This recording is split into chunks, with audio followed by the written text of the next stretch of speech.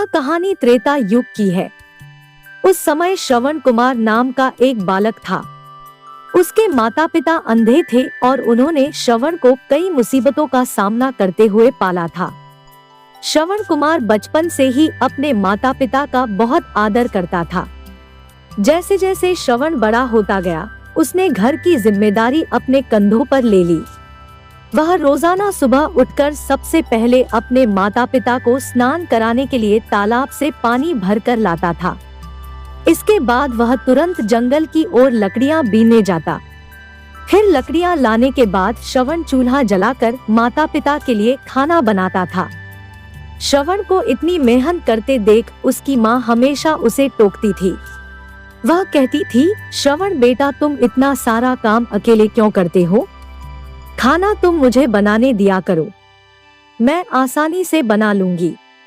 इसके बदले तुम थोड़ा आराम कर लिया करो। माँ की इन बातों को सुनकर श्रवण कुमार कहता, नहीं माँ, मैं ये सारे काम आप लोगों के लिए ही तो करता हूँ।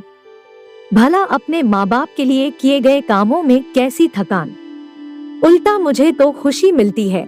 श्रवण कुमार की इन बातों को सुनकर उसकी माँ भावुक हो गई। वो रोज भगवान से प्रार्थना करती, हे प्रभु, इतना ध्यान रखने वाला श्रवण जैसा बेटा हर माता पिता के घर पैदा हो। श्रवण के माँ बाप नियमित रूप से भगवान की आराधना करते थे। वह उनके लिए फूल और पूजा की अन्य सामग्री लाता, फिर खुद भी बिना देर किए माता पिता के साथ पूजा में शामिल हो जाता था। श्रवण कुमार धीरे धीरे बड़ा हुआ और जल्दी से घर के कार्यों को खत्म करके बाहर काम पर निकल जाता था। एक दिन श्रवण अपने माता पिता के साथ बैठा था, तभी उन्होंने श्रवण से कहा, बेटा, तुमने हमारी हर ख्वाहिश पूरा की है। अब हमारी केवल एक ही इच्छा है जिसे हम पूरी करना चाहते हैं। यह सुन श्रवण ने उनसे पूछा, ऐसी कौन सी इच्छा बाकी है जिसे आप पूरा करना चाहते हैं? आप केवल आदेश दें, मैं आपकी हर ख्वाहिश को पूरा करूंगा। इस पर श्रवण के पिता ने कहा, बेटा, अब हम बूढ़े हो चुके हैं और हम चाहते हैं कि मरने से पहले तीर्थ यात्रा के लिए जाएं। भगवान के शरण में जाकर हमें सुकून की प्राप्ति होगी। अपने माँ बाप की बात सुनकर श्रवण कुमार सोचने लग गया कि वह उनकी इस इच्छा को कैसे पूरा करेगा।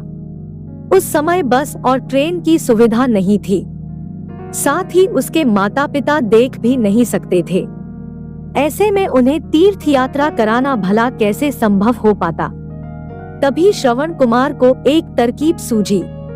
वह तुरंत बाहर गया और वहां से 2 बड़ी टोकरी लेकर आया।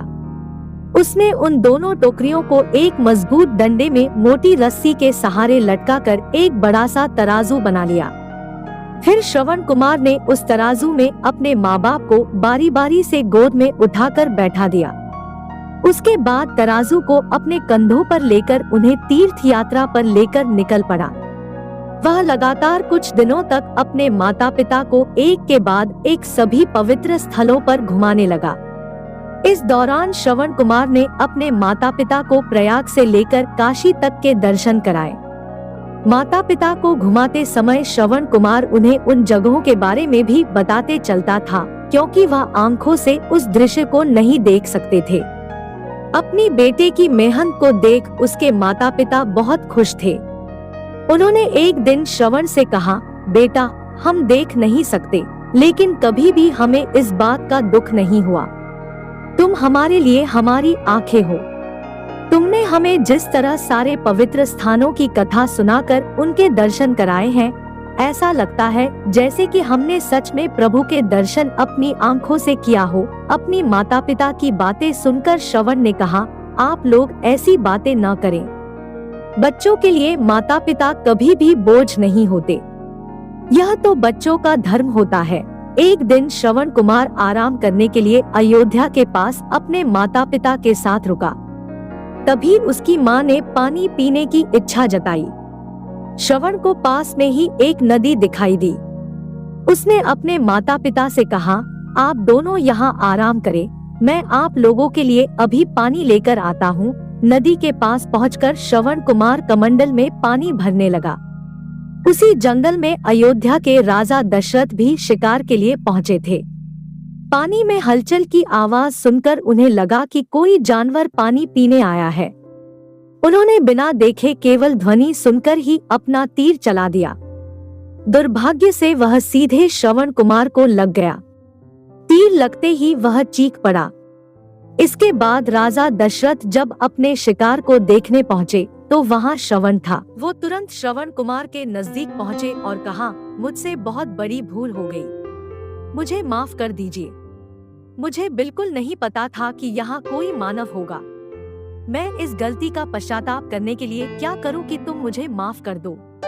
तभी करहाते हुए श्रवण कुमार ने कहा, यहाँ से थोड़ी ही दूर जंगल में मेरे माता पिता बैठे हैं, उन्हें काफी प्यास लगी है। आप उन तक यह पानी पहुंचा दीजिए और मेरे बारे में उन्हें कुछ भी न बताएं। इतना कहते कहते श्रवण कुमार की सांसें रुक गई। श्रवण कुमार की मौत से राजा दशरथ सुन्न पड़ गए। किसी तरह वो श्रवण कुमार के बताए अनुसार जल लेकर उसके माता पिता के पास पहुँचे। श्रवण के माता पिता अपने बेटे की आहट को बखूबी पहचानते थे। जब राजा दशरथ उनके करीब पहुँचे तो उन्होंने आश्चर्य से पूछा, तुम कौन हो और हमारे श्रवण को क्या हुआ? वह क्यों नहीं आया? राजा दशरथ उनके सवालों का जवाब नहीं दे पाए। उन्होंने चुपचाप पानी उनकी तरफ बढ़ा दिया। तभी श्रवण की माँ ने चिंतित स्वर में जोर से कहा, तुम कौन हो और मेरा बेटा कहाँ है? ये बताते क्यों नहीं हो? श्रवण की माँ की चिंता देखकर राजा दशरथ ने कहा, माँ मुझे माफ कर दीजिए। शिकार करने के लिए मैंने जो तीर चलाया था वो सीधे आपके बेटे श्रवण को जा लगा। उसने मुझे आप लोगों के बारे में बताया, इसलिए मैं यहाँ पानी लेकर चला आया। इतना कहकर राजा दशरथ चुप हो गए। राजा दशरथ की बात सुनकर श्रवण की माँ जोर जोर से रोने लगी। उन दोनों ने अपने बेटे की मौत के गम में राजा दशरथ के लाए हुए पानी को हाथ तक नहीं लगाया। श्रवण के पिता ने तभी राजा दशरथ को पुत्र वियोग का श्राप दे दिया। कुछ ही देर बाद श्रवण के माता पिता ने अपने प्राण त्याग दिए। बताया जाता है कि श्रवण कुमार के पिता के श्राप के परिणाम स्वरूप ही राजा दशरथ को अपने पुत्र राम से दूर रहने पड़ा था। राजा दशरथ के इस श्राप को पूरा करने के लिए ही भगवान राम को 14 वर्षों का वनवास हुआ, जिसका माध्यम दशरथ की पत्नी कैकेयी बनी। श्रवण के पिता की ही तरह राजा दशरथ भी अपने बेटे से दूरी को बर्दाश्त नहीं कर पाए और उन्होंने अपने प्राण त्याग दिए। कहानी से सीख, हर बच्चे को अपने माता पिता की सेवा श्रवण कुमार की तरह ही निस्वार्थ भाव से करनी चाहिए। यही उनका सबसे बड़ा कर्तव्य है।